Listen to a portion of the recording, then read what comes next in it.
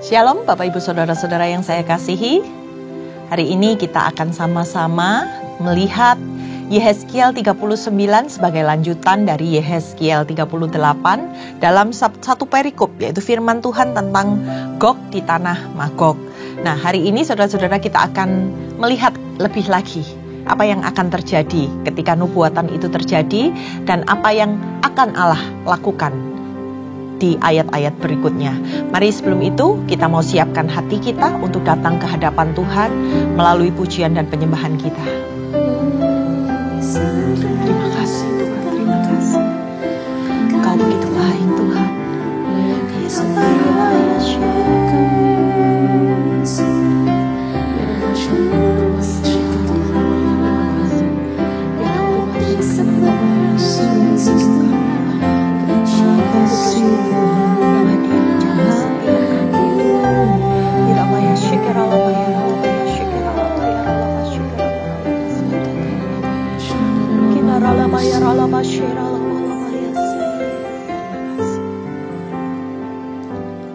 Engkau kudus, kudus, tiada yang seperti-Mu. Engkau kudus, kudus, mulialah nama-Mu. Engkau kudus, kudus, tiada yang seperti-Mu. Engkau kudus, kudus, mulialah nama-Mu. Ku kan bermazmur selamanya, ku cinta Kau Yesus. Di hadapan tahta-Mu ya Tuhanku, ku serahkan hidupku. Ku kan bermazmur selamanya, ku cinta Kau Yesus. Di hadapan tahta-Mu ya Tuhanku, ku serahkan hidupku.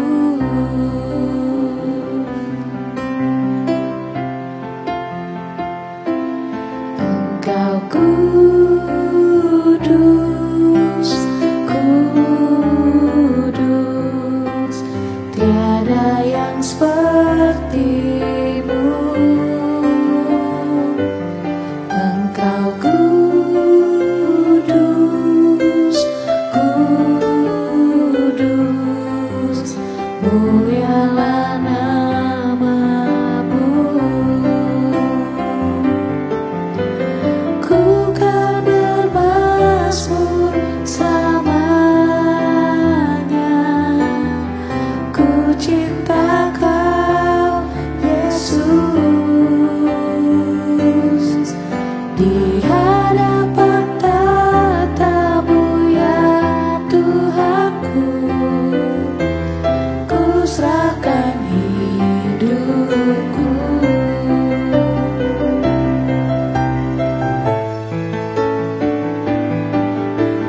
Ku kan bermazmur selamanya,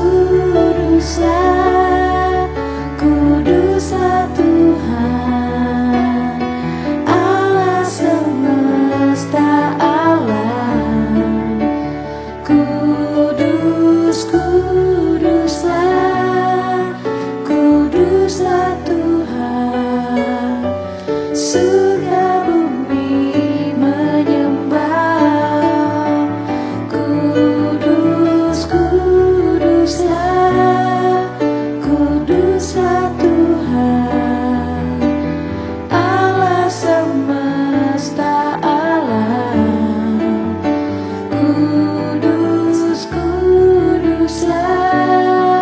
Kuduslah Tuhan, surga bumi menyembah.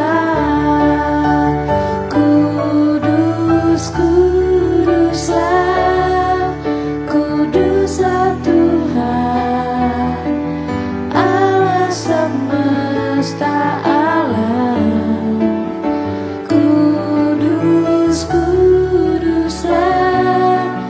Kuduslah Tuhan, surga bumi menyembah.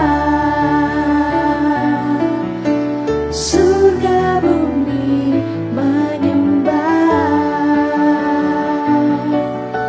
Surga bumi menyembah.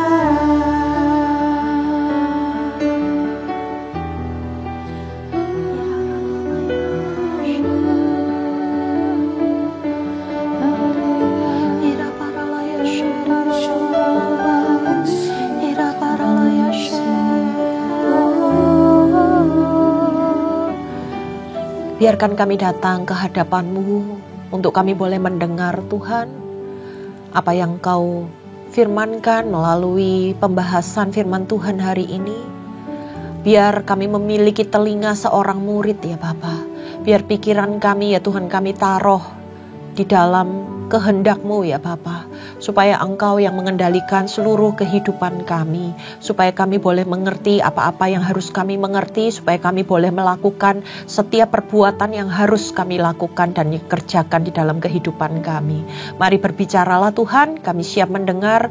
Roh Kudus-Mu yang menyertai setiap kami untuk menuntun kami, memperoleh pemahaman-pemahaman yang baru yang membuat kerohanian kami bertumbuh ya Bapa. Terima kasih, kami serahkan ya Tuhan acara ini dalam kehendak-Mu. Hanya di dalam nama Tuhan Yesus, haleluya, amin. Baik saudara-saudara, kita masuk di dalam pasal yang ke-39. Sebenarnya ayat ini hampir sama dengan pasal yang sebelumnya, yaitu pasal 38. Tapi di sini kita akan melihat bagaimana pembelaan Tuhan ketika perang itu terjadi. Mari kita sama-sama merenungkan firman Tuhan hari ini. Dan engkau anak manusia, bernubuatlah melawan Gog. Tuhan bilang supaya perkataan Yehezkiel ini sedang ditujukan kepada Gog. Dan katakanlah, beginilah firman Tuhan Allah.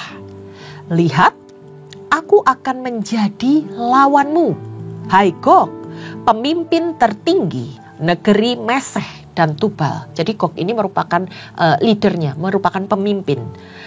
Aku akan menarik dan menuntun engkau serta mendatangkan engkau dari ujung utara dan membawa engkau ke gunung-gunung Israel. Ini firman Tuhan saudara-saudara. Mereka akan dibawa ke tanah Israel. Aku akan memukul busurmu dari tangan kirimu dan menjatuhkan anak panahmu dari tangan kananmu. Ini sedang berbicara tentang apa saudara-saudara?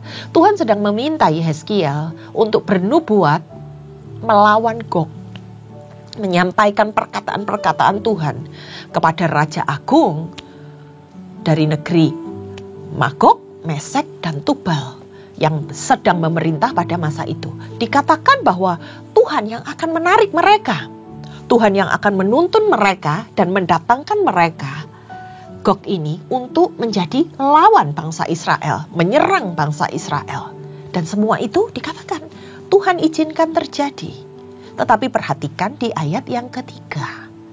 Dikatakan Tuhan akan memukul busurnya dari tangan kiri, kemudian panah yang ada di tangan kanannya dijatuhkan. Ini mengisyaratkan apa? Bahwa Tuhan akan mengalahkan mereka. Seorang tentara perang seharusnya mereka pandai dalam menggunakan busur untuk berjaga-jaga atas hidupnya, untuk menghancurkan musuh di sekelilingnya. Tetapi dikatakan Tuhan yang akan memukul tangannya supaya busur ini dan panah ini terlepas dari tangan mereka. Ini sebagai pertanda apa saudara-saudara? Bahwa saat itu Tuhan sedang menyampaikan mereka akan dilemahkan oleh Tuhan. Segala sesuatu yang menjadi kekuatan mereka, segala sesuatu yang menjadi alat untuk melakukan perbuatan mereka akan dilemahkan oleh Tuhan. Kita lanjutkan di ayat yang keempat. Di atas gunung-gunung Israel, engkau akan gugur dengan seluruh tentaramu beserta bangsa-bangsa yang menyertai engkau. Aku akan menyerahkanmu kepada segala jenis burung, buas, dan kepada binatang liar menjadi makanannya. Ini merupakan suatu yang menakutkan saudara-saudara. Karena sampai mayat mereka aja dimakan oleh burung maupun binatang-binatang buas. Engkau akan rebah di padang, sebab aku yang mengatakannya. Demikianlah firman Tuhan Allah. Bagaimana kita bisa melihat Tuhan yang akan mengalahkan mereka? Di ayat yang keempat dan kelima ini dikatakan 2 kali tentang kata bahwa mereka akan rebah. Mereka akan rebah di gunung dan mereka juga akan rebah di padang. Mereka yang sudah mencapai gunung atau mereka yang masih ada di padang, semuanya dihancur luluhkan oleh Tuhan. Di ayat yang ke-6, aku akan mendatangkan api ke atas Magog dan ke atas orang-orang yang tinggal dengan tentram di daerah pesisir. Maka mereka akan mengetahui bahwa akulah Tuhan. Aku akan menyatakan namaku yang kudus di tengah umatku Israel. Dan tidak lagi membiarkan namaku yang kudus dinajiskan. Sehingga bangsa-bangsa akan mengetahui bahwa akulah Tuhan yang Maha Kudus di Israel. Sungguh akan datang dan terjadi hari yang sudah kufirmankan. Demikianlah firman Tuhan.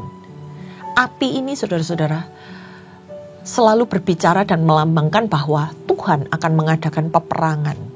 Karena api ini sering digunakan sebagai lambang bahwa senjata Tuhan untuk menghukum umat manusia. Orang-orang yang gak taat sama Tuhan. Orang-orang yang memberontak kepada Tuhan. Dan Tuhan akan menyatakan kuasanya melalui apa yang dilakukannya. Supaya semua orang yang percaya sama Tuhan dan semua orang yang tidak mengenal Tuhan akan mengenal nama Tuhan. Bahwa Dia adalah Allah yang berkuasa. Dan ini akan terjadi kata firman Tuhan.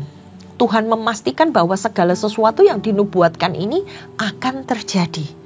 Di ayat yang ke-9, penduduk kota-kota Israel akan keluar menyalakan api dan membakar perlengkapan senjata Gog. Berupa perisai kecil dan besar, busur dan anak panah, tongkat pemukul dan tombak. Mereka membakarnya selama 7 tahun. Mereka tidak akan mengambil kayu dari padang atau membelah kayu di hutan. Sebab mereka akan menyalakan api dengan perlengkapan senjata itu. Mereka akan merampasi orang-orang yang merampasi mereka. Dan menjara orang-orang yang menjarah mereka. Demikianlah firman Tuhan Allah. Ketika tentara Gog itu sudah dikalahkan saudara-saudara, maka bangsa Israel itu akan keluar. Mereka akan melucuti dan membakar semua senjata-senjata mereka, orang tentara Gog ini. Dan disebutkan jangka waktu mereka membakarnya itu adalah selama 7 tahun. Ini menggambarkan apa saudara-saudara? Menggambarkan begitu banyak senjata-senjata yang ditinggalkan oleh pasukan-pasukan itu. Sehingga dari senjata rampasan itu karena jumlahnya begitu banyak, mereka gak perlu lagi cari kayu di hutan untuk menyalakan api. Karena dari hasil rampasan itu, dari hasil segala sesuatu ya, senjata-senjata yang mereka ambil itu, mereka bisa mendapatkan kayu dari senjata-senjata tersebut. Dan mereka dikatakan akan merampas kembali apa yang tadinya pernah diambil, apa yang pernah dijarah dari mereka, dari kehidupan bangsa Israel ini. Dan kemudian diambil kembali dari tangan bangsa-bangsa yang menjarah mereka. Di ayat yang ke-11, pada hari itu aku akan memberikan kepada Gog suatu tempat di mana ia akan dikubur di Israel. Di lembah namanya lembah penyeberangan di sebelah timur dari laut, dan kuburan itu akan menghalangi orang-orang yang menyeberang. Karena apa? Karena begitu besar, begitu luas tempat itu. Di sana Gog akan dikubur dan semua khalayak ramai yang mengikutinya, dan tempat itu akan disebut lembah Hamon Gog. Kaum Israel akan mengubur mereka selama 7 bulan untuk mentahirkan tanah itu. Seluruh penduduk negeri turut mengubur mereka. Hal itu menjadikan mereka ternama pada hari aku menyatakan kemuliaanku. Demikianlah firman Tuhan Allah. Tuhan akan mengadakan pembelaan. Pada waktu perang tersebut terjadi, Raja Gog dan orang-orang yang menyertainya akan mati. Dan mereka, orang-orang Israel, akan mengubur mayat-mayat yang bergelimpangan karena pertumpahan darah. Dan di sini dikatakan mereka akan mengubur karena apa? Itu merupakan hal yang najis buat mereka ketika ada sebuah mayat di tanah. Sehingga mereka harus mengubur mayat-mayat tersebut di satu tempat, dan nama tempat perkuburan itu disebut sebagai lembah khalayak ramai Gog. Karena apa? Karena jumlahnya yang begitu banyak dan mereka harus membuat mayat-mayat itu tidak terlihat. Jadi mereka harus mengubur supaya tidak terjadi kenajisan. Nah, dikatakan sampai orang lewat saja terhalangi. Karena apa? Karena begitu luas, karena mereka tidak bisa melewati setiap tanah-tanah yang menjadi tempat pekuburan mereka. Di ayat yang ke-14, beberapa orang dikhususkan untuk terus menjelajahi tanah itu dan mengubur mayat-mayat yang masih bergelimpangan di atas tanah dengan maksud menahirkannya. Sesudah 7 bulan itu mereka masih melakukan pencarian. Ini sebegitu banyaknya saudara-saudara yang harus dikubur, sampai ada tim khusus untuk melihat, untuk ngecek kembali apakah ada mayat-mayat yang belum terkubur. Dikatakan jangka waktunya selama 7 bulan. Mereka harus benar-benar melihat sampai tempat itu dinyatakan tahir. Karena begitu besarnya pembantaian, peperangan yang terjadi pada masa itu. Kalau mereka menjelajahi tanah itu dan seorang menemukan tulang manusia, ia harus menaruh tanda di sampingnya sampai tukang-tukang kubur, tim khusus ini menguburkannya di lembah Hamon Gog. Jadi kalau ada tulang yang terserak, ada mayat yang masih terlihat belum dikuburkan dengan layak, mereka akan menandai supaya tim-tim yang menguburkan mereka itu bisa melihat dan mereka bisa membereskannya. Adapun Hamona juga nama sebuah kota. Demikianlah mereka mentahirkan tanah itu. Jadi semua tanah yang ada mayat-mayat bergelimpangan itu ditahirkan, dalam artian dibersihkan sehingga tidak ada sesuatu apapun yang tertinggal.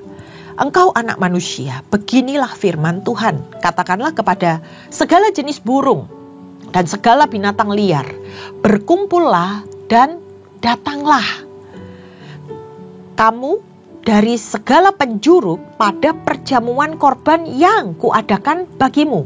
Suatu perjamuan korban yang besar di atas gunung-gunung Israel. Kamu akan makan daging dan akan minum darah.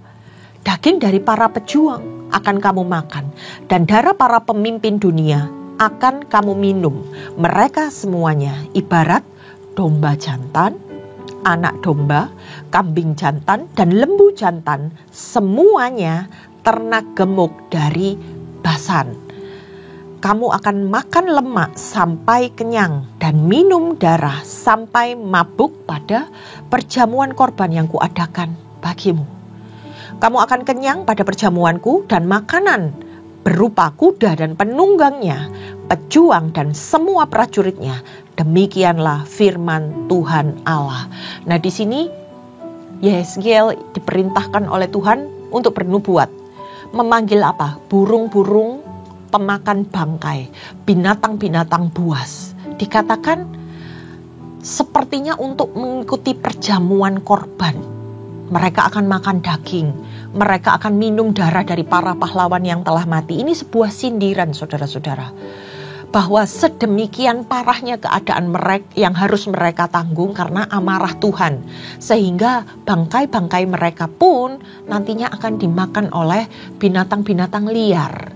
Sebagai sebuah pesan yang harus ditangkap bahwa keadaan nantinya yang akan mereka alami itu begitu mengenaskan ketika mereka ada di dalam kematian setelah peperangan tersebut.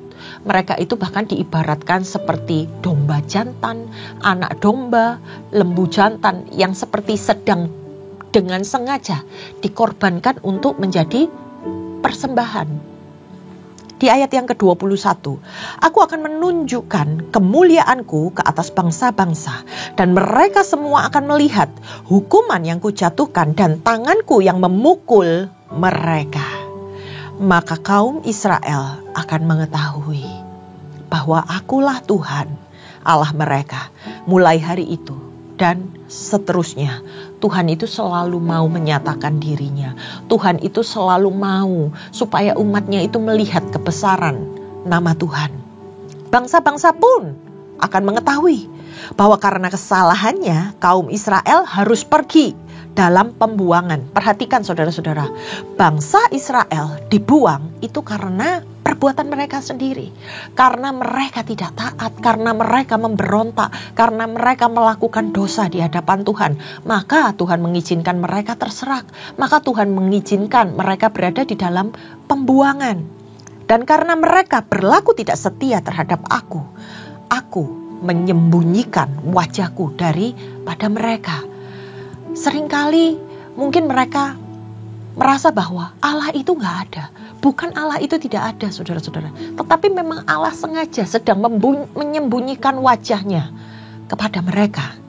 Aku menyerahkan mereka ke dalam tangan lawan-lawannya, dan mereka semua gugur oleh pedang.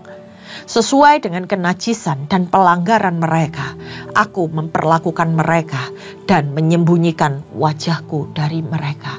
Saya garis bawahi saudara-saudara, aku memperlakukan mereka dan menyembunyikan wajahku dari mereka. Karena apa? Karena ada kenajisan yang mereka lakukan. Karena ada pelanggaran-pelanggaran yang dilakukan oleh umat Israel pada masa itu. Sehingga Tuhan seolah-olah menyembunyikan dirinya. Nah, Tuhan akan mempermuliakan namanya, saudara-saudara, ketika setelah segala sesuatu itu terjadi dan umat Israel itu menyadari perbuatan mereka. Allah yang mempunyai kuasa akan meninggikan namanya supaya mereka, umat yang dicintainya, supaya bangsa-bangsa yang melawan bangsa Israel ikut melihat, ikut menyaksikan bahwa ketika bangsa Israel berubah setia kepada Tuhan dan mengikuti ilah-ilah lain, maka Allah akan membiarkan mereka masuk ke dalam penghukuman. Maka Allah akan menyembunyikan wajahnya. Dan bangsa-bangsa lain itu adalah mereka yang tidak percaya kepada Allah. Mereka yang menyembah dewa-dewa mereka. Tapi mereka akan melihat bagaimana kuasa Allah sehingga mereka tidak bisa meremehkan kuasa Tuhan. Nah, kekalahan mereka disebabkan karena apa? Karena segala sesuatu yang mereka lakukan. Sehingga seolah-olah Allah tidak menolong mereka. Tetapi ketika mereka berbalik, ketika Tuhan ingin menunjukkan kuasanya, maka keadaan itu Tuhan ubahkan. Maka kasih setia Tuhan itu kembali dinyatakan. Kita lanjutkan di dalam ayat yang ke-25. Sebab itu beginilah firman Tuhan Allah. Sekarang aku akan memulihkan keadaan Yakub dan menyayangi seluruh kaum Israel. Aku menjadi cemburu demi namaku yang kudus. Allah marah, Allah cemburu, itu ada sebabnya. Mereka akan melupakan noda mereka dan segala ketidaksetiaan yang mereka tunjukkan terhadap aku ketika mereka mendiami kembali tanah mereka dengan aman tentram tanpa dikejutkan oleh apapun. Ini sebagai janji pemulihan. Ketika aku membawa mereka kembali dari tengah-tengah bangsa-bangsa, mengumpulkan mereka dari tanah musuh-musuh mereka, dan menunjukkan kekudusanku kepada mereka di hadapan banyak bangsa. Mereka akan mengetahui bahwa akulah Tuhan Allah mereka yang membawa mereka ke dalam pembuangan di tengah bangsa-bangsa dan mengumpulkan mereka kembali di tanahnya. Dan aku tidak membiarkan seorang pun dari mereka tinggal di sana. Aku tidak akan lagi menyembunyikan wajahku dari mereka, karena aku akan mencurahkan rohku, kata firman Tuhan, ke atas kaum Israel. Demikianlah firman Tuhan Allah. Dari ayat yang ke-25 sampai ayat ke-28 ini menyatakan bahwa Tuhan akan memulihkan. Ada janji pemulihan Tuhan. Tuhan tidak akan lagi memalingkan wajahnya. Karena waktu dulu Tuhan memalingkan wajahnya karena dosa-dosa perbuatan mereka. Tapi ketika mereka mau bertobat, ketika mereka mau dikembalikan oleh Tuhan, dikembalikan kepada tempat yang benar, dikembalikan kepada tempat di mana mereka seharusnya berada. Mereka sedang menantikan pemulihan yang datangnya dari Tuhan. Dan apa yang harus mereka lakukan? Mereka harus kembali, saudara-saudara, kepada kasih mula-mula. Mereka harus merendahkan hatinya kepada Tuhan. Mereka harus melembutkan segala sesuatu yang keras, yang tadinya mungkin mereka bawa dari tanah-tanah di mana mereka diasingkan. Maka Tuhan akan menyayangi mereka kembali. Dan Tuhan akan mengampuni dengan melupakan segala perbuatan dosa yang mereka telah lakukan. Karena apa? Kasih karunia Allah itu menjauhkan umatnya dari dosa. Ketika kita berpikir bahwa ada kasih Tuhan di dalam kehidupan kita, kita saudara-saudara tidak menginginkan lagi melakukan segala sesuatu yang menyakiti hati Tuhan seharusnya. Tapi apa yang seringkali kita jumpai dalam kehidupan kita, semakin kita dekat sama Tuhan, ujian itu seolah-olah membuat kita merasa risih. Kenapa ketika aku datang kepada Tuhan, kenapa ujianku semakin berat? Itu untuk memurnikan keadaan kita. Karena kasih karunia Allah itu untuk menjauhkan kita dari dosa. Maka dengan segala ujian pencobaan, kita sedang berada di dalam satu masa di mana Tuhan sedang membersihkan segala sesuatu yang bukan daripadanya. Tinggal bagaimana Tuhan menantikan respon dan reaksi kita. Ketika Tuhan mengampuni, apakah kita merespon dengan benar pengampunan Tuhan? Apakah kita benar-benar menggunakan kasih Allah sehingga kita tidak tega untuk menyakiti hati Allah? Dan ketika semuanya itu Tuhan izinkan terjadi, ketika semuanya Tuhan kembalikan kepada porsi yang benar, maka di situ Tuhan akan memulihkan keadaan kita. Tuhan akan membuat kita aman, tentram. Tapi saudara-saudara, ketika itu terjadi, kiranya kita tetap mendekatkan diri kita kepada Tuhan dan tidak kembali melakukan apa yang jahat di mata Tuhan. Demikian dari apa yang disampaikan dari Yehezkiel 38 dan 39 ini tentang apa yang akan terjadi, tapi belum terjadi sampai kitab ini ditulis dan kemungkinan akan terjadi pada masa kini. Kalau kita percaya bahwa firman Tuhan ini bukan hanya untuk keadaan di masa lalu, bukan hanya untuk kejadian di dalam perjanjian lama ataupun perjanjian baru, tapi ini sebagai pegangan kehidupan kita untuk kita hidup di masa-masa sekarang ini. Kalau tadi beberapa kali saya sampaikan bahwa nubuatan ini belum terjadi, kemungkinan itu ada di zaman kita. Apakah kita mempersiapkan diri dengan baik ketika kita bilang, aku adalah anak Tuhan, aku adalah umat pilihan Tuhan, aku adalah orang-orang kesayangan Tuhan? Apakah kita sudah dengan benar menjaga kehidupan kita? Kesempatan ini ada, kesempatan ini Tuhan berikan. Teguran-teguran Tuhan sampaikan kepada setiap umat Tuhan melalui hamba-hambanya. Apakah kita meresponinya? Seperti bangsa Israel meresponi apa yang disampaikan oleh nabi-nabi pilihan Tuhan, atau kita mendengarkan sambil lalu, atau bahkan kita menghujat perkataan-perkataan Tuhan. Keputusan ada di tangan kita, saudara-saudara. Apakah kita mau melakukan yang benar? Apakah kita mau tetap hidup di dalam jalannya Tuhan? Apakah kita mau menyenangkan hati Tuhan? Saya berharap kita semua sebagai umat pilihan Allah, kita memilih bagian yang terbaik yang bisa kita persembahkan buat Tuhan. Karena kita tahu ketika kita menjauh dari Tuhan, ketika kita tidak melakukan apa yang Tuhan mau, maka hukuman Allah itu disediakan bagi orang-orang yang tidak taat, tidak setia, dan melakukan apa yang tidak benar di hadapan Tuhan. Demikian saya sampaikan dari kitab Yehezkiel 39 ini, dan kiranya kita semua mengambil pelajaran dari perang yang akan terjadi dalam Gog dari tanah Magog ini, dan kita bisa menjalankan segala sesuatunya seperti yang Tuhan mau. Mari kita tundukkan kepala. Tuhan, kami mengucap syukur kalau kami boleh ada di bagian hari-hari ini di mana Tuhan sedang bekerja, Tuhan sedang memulihkan keadaan setiap kami. Izinkan kami untuk senantiasa ya Tuhan berpegang teguh akan firman-Mu, menjadi pelaku-pelaku firman-Mu, dan kami memiliki bagian di dalam kerajaan-Mu. Kami percaya penyertaan Tuhan, kasih setia Tuhan tetap akan selalu ada di dalam kehidupan kami, dan kami akan melihat bagaimana Tuhan memberkati kami, Tuhan menyertai kami sampai akhir hidup kami. Terima kasih ya Tuhan, kami serahkan seluruh kehidupan kami hanya di dalam nama Tuhan Yesus. Setiap yang percaya katakan amin. Terima kasih saudara-saudara sudah mengikuti Bible Study hari ini. Sampai berjumpa di esok hari. Tuhan Yesus memberkati.